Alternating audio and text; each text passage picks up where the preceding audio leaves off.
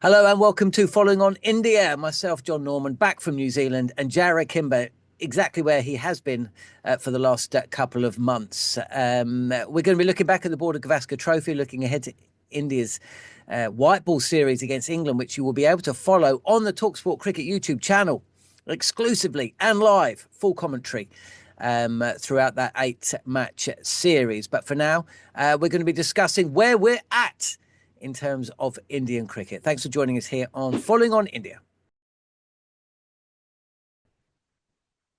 Jarrod, hello. We haven't done a show for a while. I was watching from New Zealand as yourself and Saurabh Somani brought Following on India to the masses every day of the Border-Gavaskar Trophy. Well done with that. Really, really enjoyed it. I actually follow quite a lot of the cricket out there because, unlike you, I did feel for you at times, by the way. Is there anything worse than following a series overseas when there's rain delays? I remember us talking about this a few years ago. If it's washout and it's like, okay, well, look, I can set my alarm for 3 hours time because there were so many periods of the game.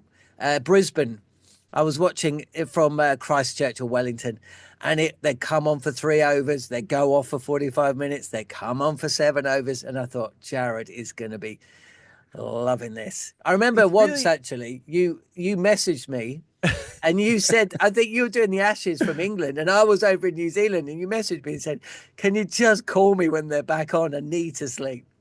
I was going to bring that up. I remember that because it's really hard. Like it's when I do the overnights with talkSPORT too, and we're in the studio and everyone's there, I don't find it tough at all. Like Yeah. that's shift working, right? Like I'm in there with a bunch of people. And I We're know all others up. struggle. Yeah, others struggle. Some people have naps and everything, but I've never had a nap at the talkSPORT office or anything like that before. But at home, it's completely different. It's in the middle of the night. You can't really you can't do anything in your house because, if you do the dishes or something and you clang, you might wake up other people. And your mind just wanders and, all these sorts of things start to happen. So, yeah, I really struggle. I've got a lot better. I remember a couple of years ago, I messaged you, I'm never going to do this again. This is the worst thing of all time. I have got better. My problem is it's hard to cover the series, see your family, eat normally, and see the sun, right? Especially during a UK winter when it's difficult to see the sun anyway. Yeah, so you have to You do look quite pasty. I did not see a lot of sun. So, I eventually got in a good system. Look, to be honest, I thought the cricket was pretty captivating all the way through. Like there was the amount of times in this series, someone would say the next session is going to tell us which way the series is going, and it just didn't. Right, then the next series was the next session was just another session, so there was always something interesting for the cricket. But yeah, the rain breaks were probably the worst one. And also when I knew Bumrah wasn't coming back, I was like, oh, after all this, we're gonna finish with the best player like on the bench. Like that's a bit of a pain. I must admit. So some of the stats that came off the back of it, and we all saw the numbers of tickets sold. Best part Incredible. of nearly a million tickets sold. I think it's about 850,000. That's incredible, and that's to be celebrated as long as some of those people come back again. But 1.4 billion minutes streamed on Fox Sports. So when I read this, okay, this was my immediate reaction, being totally honest, okay. So it came through like a day or two after, and everyone's going crazy. 1.4 billion minutes streamed on Fox Sports, 13.4 million national audience reach on 7+ on 7 channel, over 2 billion video views on Cricket Australia's social media. And I thought immediately, wow, imagine what those numbers would have been if that series had been any good. And yes, there were some good bits. Personally, do you know what my favourite bit of the whole series was? It was one session. It was KL Rahul and Joswal batting in second innings at Perth. That was the only bit of the entire series, really, where I thought, I don't know where this game is going. It completely went against what I thought was going to happen. Okay, yeah. And it just set the series up from the moment. And then, so India won that comfortably, okay? They won that first test comfortably, and the series needed that, right? Then you had 10 days or something between the first and second tests and it was always going to be this. The press just works its way. It's basically got 10 days to fill. So you go from Australia have lost all the way through. This Australia side has lost a chance of legendary status. It's, captained by Mr. Woke. It's, the end of the era for this, team that's falling apart. Oh, they've just beaten India. And the second test was so one-sided. And from that moment onwards, Australia were always going to win. They would have won at the Gabba, if not for the rain. Melbourne, they dominated that test. There was a period on day 4 when India were taking wickets and the lead was about 250. And I think Jaiswal dropped some catches. And it was like, oh, wow, it's all set up. Thinking there's no way India are going to chase down 250, even if they bowl them out here. And then by the time it came to Sydney, you wrote Ash's autopsy back in 2010, and you just didn't even bother with the SCG test. And I think if you wrote Ash's autopsy, but instead of Ash's, it was a Border-Gavaskar Trophy autopsy, I think you probably would have done the same thing with Sydney. Over in 3 days, teams are on the plane. There was some really exciting moments, loads of them, and there were loads of individual passages of play, which I thought were fantastic. Rishabh Pant in second innings at the SCG. Obviously whenever Bumrah came on to bowl, Constas coming in. I mean, don't get me wrong. There was more than enough to keep you entertained, but at no point did I really feel that anyone was going to win that series other than Australia. What? I'm not sure I ever thought India was going to win this series, but I don't know if as someone who watched it a lot closer than you did, obviously, I kind of felt like India were always about 5 minutes of luck away from stealing one of those last 3 test matches. Yeah, so even the Gabba, I disagree. Yeah, I even felt the Gabba, they fought back. Like they fought back from a position of this match is over in 3 days to losing in 3 days to then just losing in 5 days. It was like that. Even in second innings at the SCG, it was like they never ever got ahead of the game. No, they never got ahead, but that's what I mean. Brisbane. So if it had keep breaking, so you look at Brisbane and you look at that last day in Brisbane when Australia collapsed when they were trying to set the quick total, and they ended up having to set a total that was far easier for India to be able to score. Whether they would have done it or not, who knows? Because you don't know. Yeah, we don't know. But if that day hadn't rained, that would have been a fascinating situation whether India could have stolen that game. It would have been in right? Melbourne, but it was always going to rain. Yeah, I mean, it rained for 5 days. It was always going to rain. In Melbourne, they played that entire middle session on the last day without losing a wicket. Yeah, right. Got themselves into a really good position. I don't think anyone was expecting 7 wickets in the last session. As soon as Pant was out, that for me there was a sense of inevitability that was it. Yeah, but you say that, but that's 3 hours after. Do you know what I mean? I mean, so Australia there were periods. Yeah, but that's what they were only going to save the game. They weren't going to win it. Probably save it rather than win it. But again, they're not going to score 250 in a session, are they? No, but Australia were 30-1 at one stage to win that game, right? Like everyone had abandoned hope. So again, 5 more. I don't know if he hits that and it goes in the gap between the two fielders rather than going straight to them. What happens in that one there? And it's the same in Sydney. I think they probably needed 30 to 40 more runs. I think that's fair.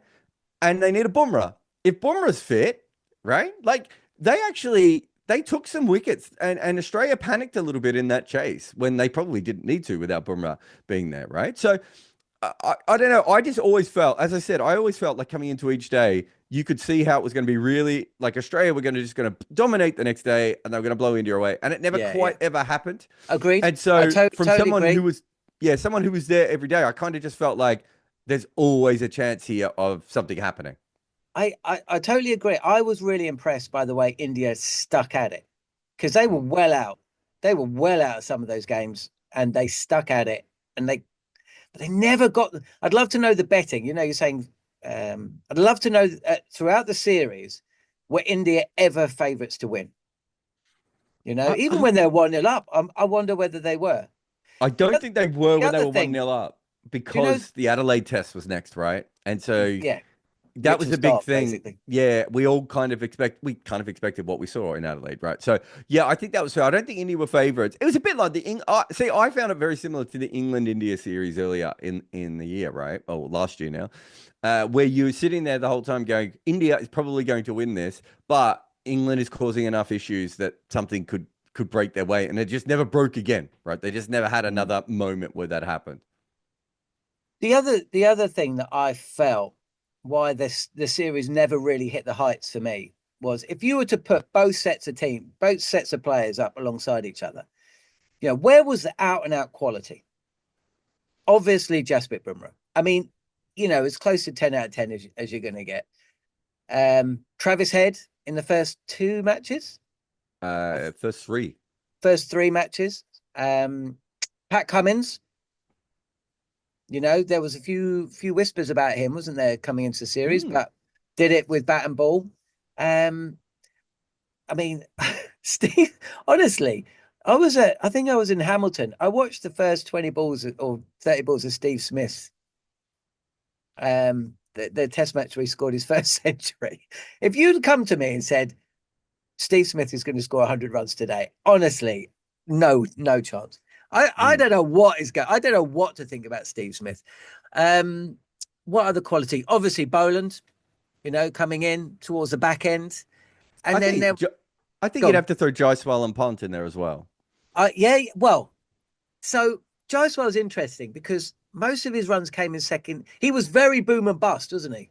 He was like out first ball, or he was, telling Mitchell Stark to bowl quicker. And then Rishabh Pant, I mean, that innings at the SCG was it was extraordinary. There were so many amazing moments in the series that kept it going, but the wider narrative was always going to be Australia win this for me. But in terms of out and out quality, KL Rahul, I love the fact that KL Rahul was so good in that first test. Yeah. But apart from that, I mean, Khawaja and Labuschagne, Mitchell Marsh, I mean, Alex Carey did okay, I suppose. And then you look at the Indian side, out and out quality. There was flashes of it, but I'm not sure it really hit the heights consistently. I mean, I suppose it depends on how you look at it because it was such a bowler-dominated series. I'm not sure what the batters were going to do in order to, excite you, right? Like Jaiswal's had a really good series, I think, and he's averaged 43, right? Do you know what I mean? Yeah. Like, well, that's pretty good as an opener, isn't it? Normally, you'd say that's par, and he was probably well above par in this series, right? Like, all things considered. So, no, I understand. I understand your point there, but I think I do think there was an element of it was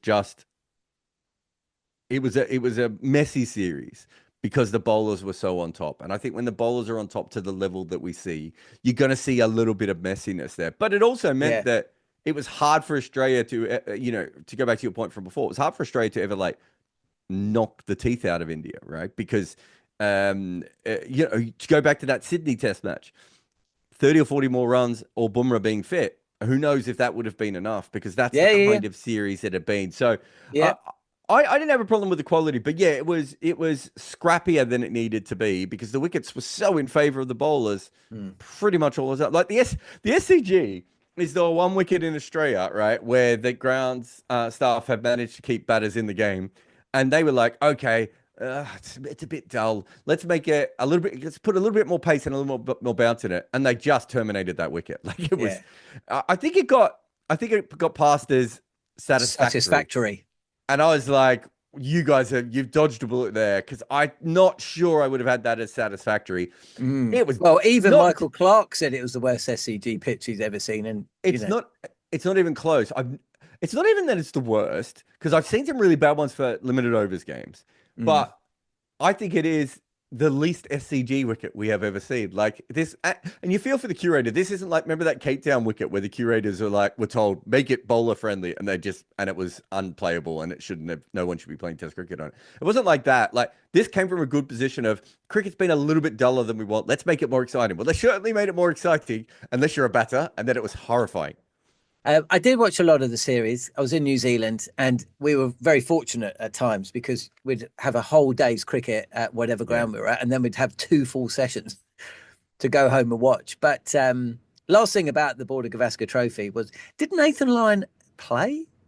No. I can't seem to remember him bowling. It's funny, the amount There of was people a who've 10th said wicket partnership with somebody, which was good. specialist batter. Yeah. Yeah, him and Scott Boland. Look, I think the thing with Lyon in general is that everyone kept saying, "Oh, India didn't pick enough bowlers." Australia only went into that series with three seamers, right? Yeah. And it's just that their three seamers were much better in combination than India's three seamers. Uh, I found it incredible that Australia didn't just bite the bullet at one stage and just go, "If we play a four seamer, there is no way that India can beat us." Well, Right? Like Jai they probably Richardson is sitting there. Did you hear about the Jai Richardson injury? Well, I don't know if we've talked about this before, but yeah, before this series, the high five. the high five. He got injured high five. I mean, you're injury prone, right? When you get injured, high fiving someone, right? Like he could be the future of Australia's bowling or never play a game for Australia ever again, Jai Richardson. But the point being is he's on the bench. Like, just say to Nathan Lyon, look, this isn't about you, dude. But these wickets, it's like, but Brisbane and Melbourne, I don't know what the point of having a spinner is, unless you're like India and you have it as your fifth bowler. Right. But even India, they were like, they went in with three seamers and they couldn't get their three seamers to ever stand up at the same time. Right. So I think both teams had a spinner that really didn't need to be there. Okay, that's our take on the Border-Gavaskar Trophy 2 weeks after it finished. Was it two? No, it was. Was it? How long I ago don't was know. it? I don't know, man. Oh my I know days! It was only a week ago. I'm How sleeping is well that again. possible? So I'm happy in my life. Do you know what that is? Actually, do you know what I was following on a United Airlines flight on the way back from Houston to the UK? Oh my days! It only finished last week. That spun my mind. Um, I'm pleased to say we're going to be joined by Karthik Krishnaswamy from Crick Info. Let's hear what he had to say. Karthik, thanks for joining us on the show. So, first question is the post-mortem still continuing after the Border-Gavaskar Trophy, or is everyone in India getting really excited about a 5-match T20 series against England, followed by a 3-match series, followed by the Champions Trophy, followed by the IPL, followed by India coming to England, followed by, I don't know what India are doing after that, but where is India right now? I think mostly still in post-mortem mode Oof. and a little bit of sort of looking ahead to Champions Trophy. I think the England series, especially the T20s, once they begin, people will pick up interest. But like until then, I don't think there's a whole lot of build-up that's happening. So yeah, there's a lot of post-mortem right now and all kinds of like stories, unverified stories floating around as well about like, you know, what the board is planning to do and like there's Rohit Sharma uh, playing in the nets for Mumbai, and like he may or may not play a Ranji Trophy game. So yeah, all of this is swirling around at this point. I heard You've also, sorry, Jarrod. I read a story today that there's a BCCI vice chairman had to come out and say there's no bust up between Gautam Gambhir and Rohit Sharma. I think there was a story that they'd had a little bit of a I don't know what their relationship is like. It's all a little bit of guesswork, but it sounds very familiar, very similar to how the press go about things in this country when there's not a lot of cricket to talk about. We've had a good couple of weeks now since the Border-Gavaskar Trophy's finished. Still don't actually know the answers to a lot of the questions that are the same ones that we had 2 weeks ago.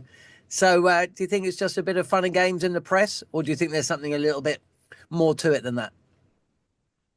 Uh, it's it's just ever since like that Sydney Test and Rohit sitting out and all the stories that floated around since then. There's just been a lot of activity in terms of uh, anonymous sources and floating all kinds of things. They seem like balloons basically, and there's one doing the rounds of like, the BCCI is considering like limiting family time on tour and things like Really? that.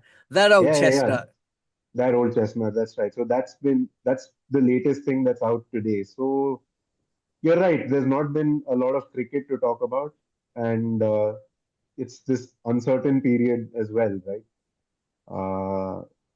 With a lot of futures still a little unclear, but no one's really saying anything definite. So yeah, that creates the room for all of this to happen. How much? I mean, every day I try and write about the Champions Trophy or talk about the Champions Trophy, it's like I'm not sure if Bumrah is fit or if he's not fit. So it sounds like he's not going to be fit for the majority of the tournament. Kuldeep Yadav, I was told, was not going to be fit. Feels like he's going to be. A lot of this is the BCCI is just not very clear in what is happening, right? So a lot of it, when the cricket board isn't clear, the media kind of will just fill in the blanks in any direction they want. Do we know? What do we know at the moment about the India cricket team? Honestly, little, but like from all the just connecting the various dots, it feels like Bumrah's probably not going to play. I had no idea about Kuldeep, honestly. And Mm. that's basically your two most important white ball bowlers, especially in Asian conditions, right? So yeah, it's going to be a big miss. And like Shami is back for this England series, so that's on the positive side, that's a good thing. But like again, like how he holds up also remains to be seen. So yeah, just a lot of uncertainty. We recorded a show with David Lloyd this week, myself and Jarrod, and you can check out some of that on the talkSPORT Cricket YouTube channel. We are asking the question about Virat Kohli's future, asking the question about Rohit Sharma. And one of the points that Bumble came up with was, who has the power? Who makes these calls? And of course, Jarrod countered with the fact that Gautam Gambhir is the man in control. He's in charge. You'd say he's definitely got a voice and definitely got a vote. But how much strength has he got? He's to come into the India side, and the results haven't been particularly impressive.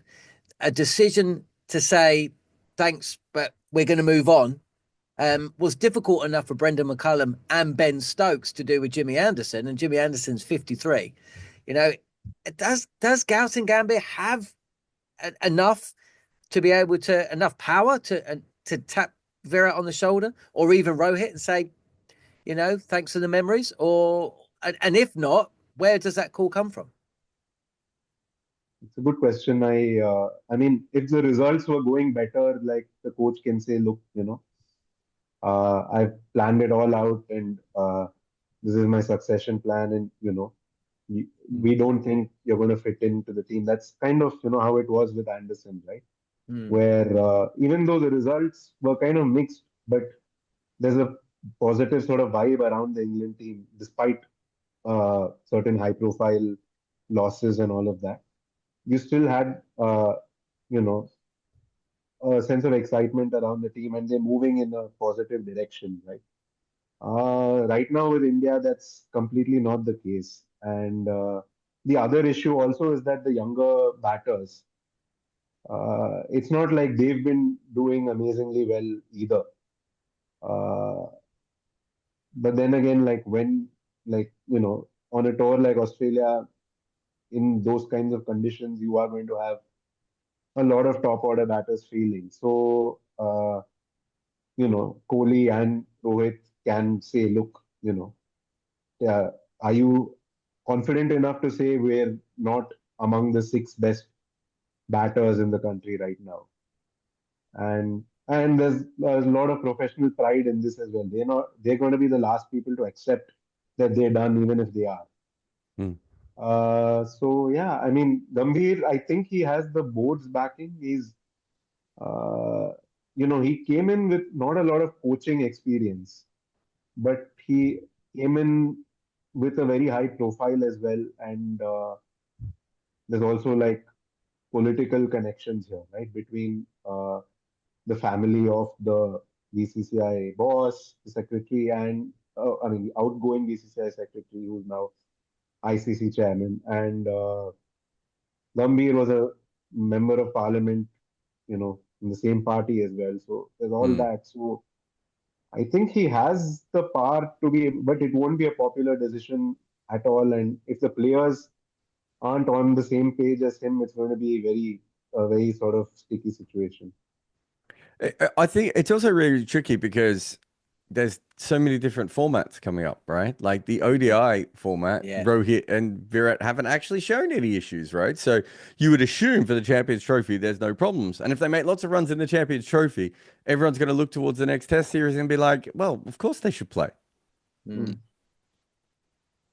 Yeah, yeah, that's right. And possibly I mean, maybe those two are themselves looking at the Champions Trophy as a sort of, if things go well for us, we might feel reassured about our game and then be like, Mm. yeah, I'm gonna stick around in tests as well and play that England series.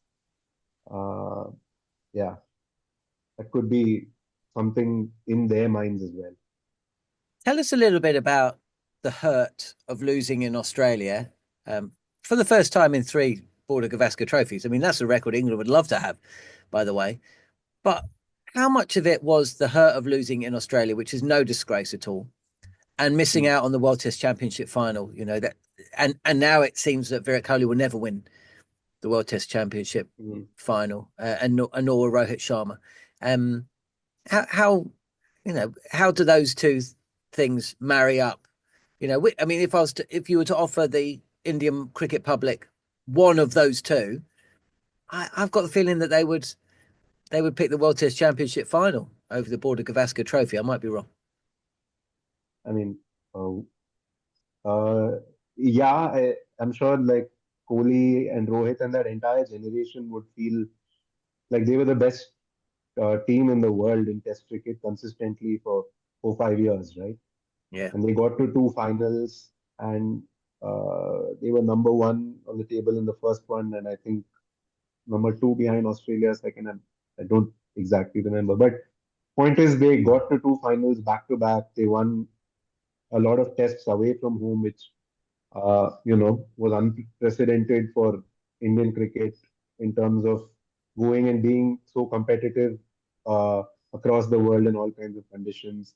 They won the Border-Gavaskar Trophy for the first. I mean, they won in Australia for the first time ever, and then they followed it up with another. And all of these are amazing achievements. They were like more or less unbeatable at home, and having done all that and not had that one last bit of certification for like this was an all-time great team, that's got to hurt them. And just the fact of having come so close and missed out twice would hurt them too. And now that chance is gone. So yeah, I'm sure they feel a lot of, what if about that. But yeah, that's cricket, right? And on just this Border-Gavaskar Trophy itself, I don't know, like at one level, losing 3-1 and actually coming pretty close to like overturning a couple of those other results. Considering where they were at the beginning of the tour, you'd be like, that's not a bad performance at all. And I feel like, yeah, there were a lot of, particularly like not playing enough specialist bowlers, overburdening Bumrah. And then, it was very symbolic that on the last day of the series, he's not bowling at all. He's not on the field at all. And India lose that test match. And then, what could have been maybe 2-2 ends up as 3-1. And so to have come that close, you'd say they actually did pretty well. But then coming on the back of that 3-0 defeat to New Zealand, it really feels like, that era is over. And yeah, and there's a few regrets left at the end of it, which is not how Kohli or say Ashwin, who left that tour midway and retired. Like these are giants of Indian cricket, and they surely wouldn't have envisioned things coming to an end like that. What do you see for Gautam Gambhir? He came in, as you said, he's got the political backing and everything here. They lost the ODI series to Sri Lanka, which no one was that concerned about at the time. Bit surprised, but not concerned. They then lose the series against New Zealand. They now lost the series against Australia. What happens if they struggle in the Champions Trophy? Like, when does the pressure come onto him? I'm not specifically saying it's his fault because that's not how, you or I look at these things, KK, but that is how it is externally, right? Like, if you keep losing, because Rohit will go at one stage or another, all that pressure will eventually be on Gautam Gambhir, right? He's not a seasoned coach. He didn't really sign up for this kind of a transition. He probably thought that at the very least they'd beat New Zealand, and they'd be, maybe do slightly better against Australia. And now suddenly he's sitting there looking at his record, and it's not looking particularly good. Yeah, and we can't, like you said, we can't really say this was down to Gambhir or this was down to Rohit Sharma. You don't know who takes what decisions at the end of the day. But there were like a few patterns through that, especially through that Australia series, which were very different from how Indian cricket had approached, overseas tours over the last 4 5 years, right? Like just not like uh, hedging their bets with all these all-rounders who are more batters and bowlers, really, right? And like sacrificing bowling depth for like batting depth. These were things that India weren't doing. They were always taking the attacking option, whether it was, Kohli and Ravi Shastri or like Rohit Sharma and Rahul Dravid. All those managements were going in fairly similar direction. And then you begin to think, okay, who's the new guy in the dressing room? And it's Gambhir. So is he responsible for like this change of philosophy and like this change of emphasis, right? And then when it doesn't work, questions start getting raised, right? And yeah, I think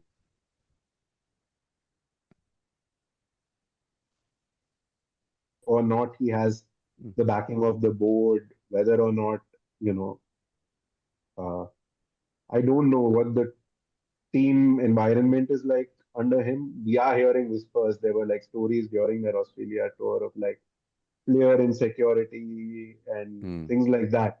But some of that always happens when a team is losing, right? Agreed. Yeah. The insecurity is going to be there when they're winning as well. Like there's only 11 spots in a team, and you're now you're carrying like 17, 18 players on a tour. So there are going to be people who are just twiddling their thumbs. So whether they win or lose. So I can't really say, okay, the team is on the same page as Gambhir or not. But then if they exit the Champions Trophy early, there's going to be a hell of a lot of pressure on him, I'm sure of that. Karthik, thanks so much for joining us on the show this week, and no doubt we'll chat to you in the next couple of weeks or so. But for now, thanks for your time. Thank you. Pleasure being here. So big thanks to Karthik. Before we wrap up this week's show, and next week we are going to bring you a full preview to the White Ball Series. We're sending a team out to India. Harmy and Manners will be broadcasting live from and throughout the ODIs. 5 T20s before that as well. I suppose, Jarrod, it's always a way with these bilateral series these days. The hook is the Champions Trophy, isn't it? It's all about gearing up to that. And actually, in fairness, those ODIs are going to be terrific because Jasprit Bumrah aside, it's going to be a full-strength India side and a full-strength England side. Brendan McCullum, of course, it's his first series as a new coach. Lots has been talked about in terms of the Champions Trophy, but in terms of the who's favourite going into it, I mean, it must be quite difficult to assess because we don't know, as you said with Karthik, we don't actually know who's going to be part of the India side.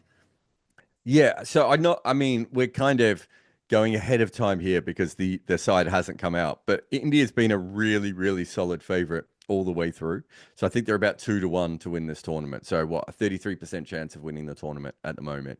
And those odds haven't changed much with news that Jasprit Bumrah may not play all the group games, right?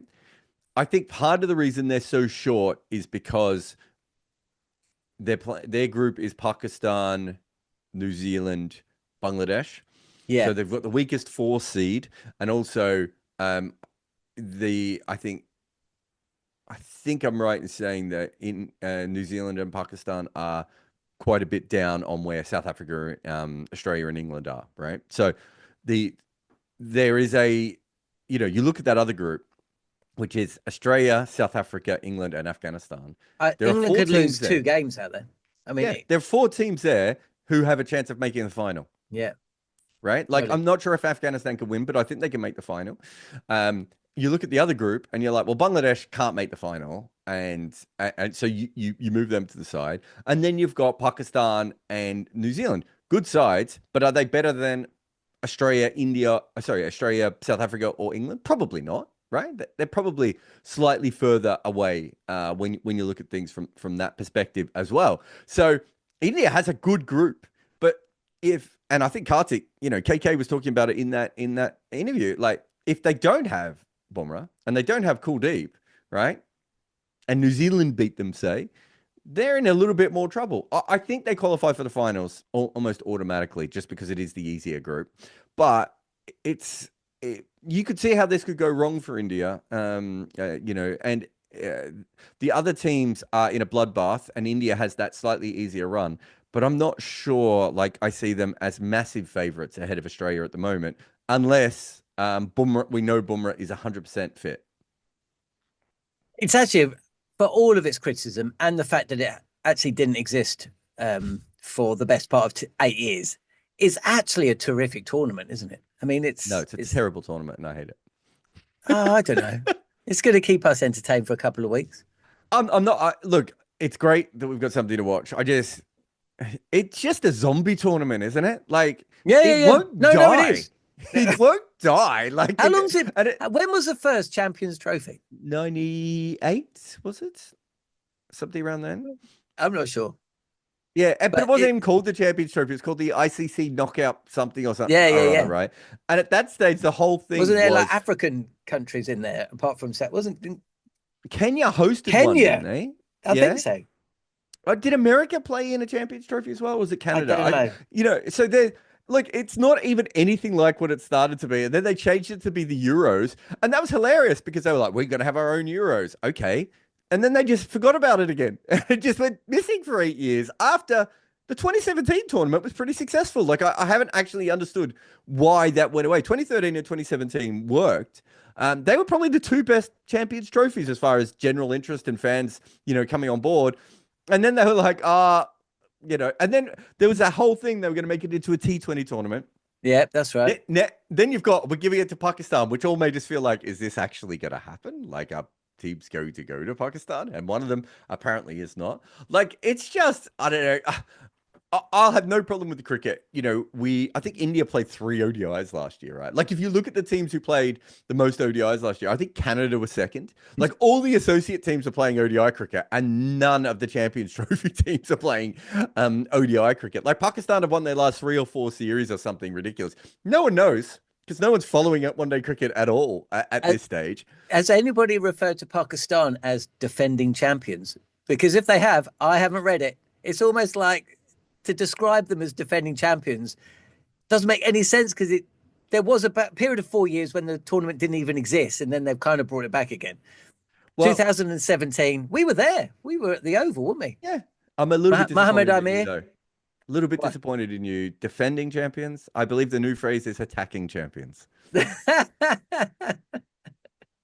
But you're right. You are the first person I have heard to say that phrase. So, I mean, can you be a defending champion 8 years later? Like, it's how many? Yes. Shadab Khan would be playing.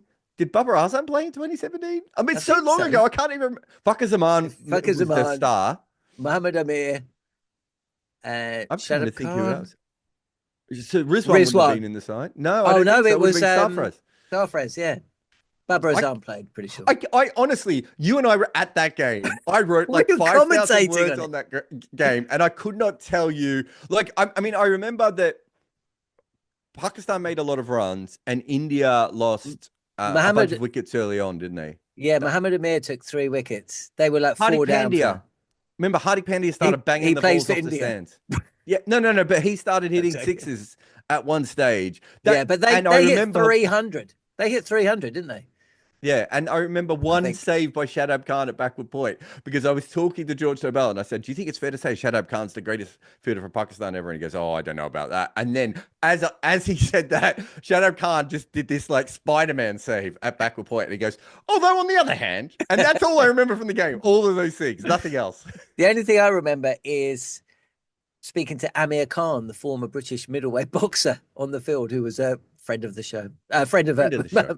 friend of the show, friend of Mohammed Amir and the boys. Did what's his face?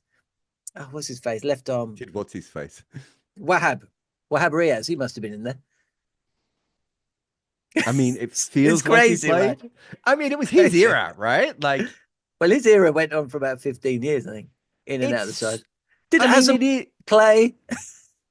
I think Inzamam al-Haq and Javed Miandad were in that side, if I remember correctly. Do you remember Safras Nawaz coming in and bowling his reverse swing? It was India made 158. I'm just having a look at the scorecard now. I don't remember it being. It was really one-sided. I knew it was one-sided, but I remember Hardik going nuts. But yeah, it was the early wickets, wasn't it? Let's just go through the side. Oh my God, Azhar Ali played. What? Shoaib Malik, Mohammad Hafiz, Imad Wasim. Oh, Shoaib Malik, of course. No, who was the bowlers? Who were the bowlers? Okay. So Junaid Khan played in that one, and I've forgotten that. And of course, Hassan Ali. Remember, Hassan Ali was incredible in that Champions Trophy, wasn't he? I think that was his tournament.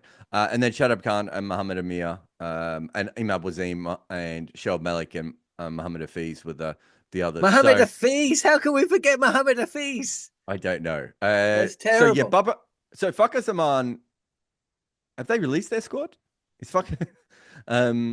So it's going to be. They're going to have the attacking champions are going to have Babar Azam for sure. Imad Wasim, I think, is retired again.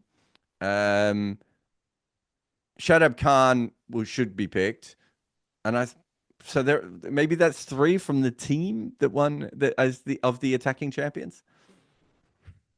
Mate, we're finishing the show strongly. Brilliant. We were there. I know. I've got photos on my phone. I was probably wearing the same shirt I am now. I wasn't. Sports in New Zealand. Jarrod, what are we doing? We're going to be back next week for the show, but our coverage of the India England White Ball series starts next week. So we're going to be bringing you regular shows throughout that. Yes. As well as exclusive content. The Super Over will be back. They'll be following on India's following every T20.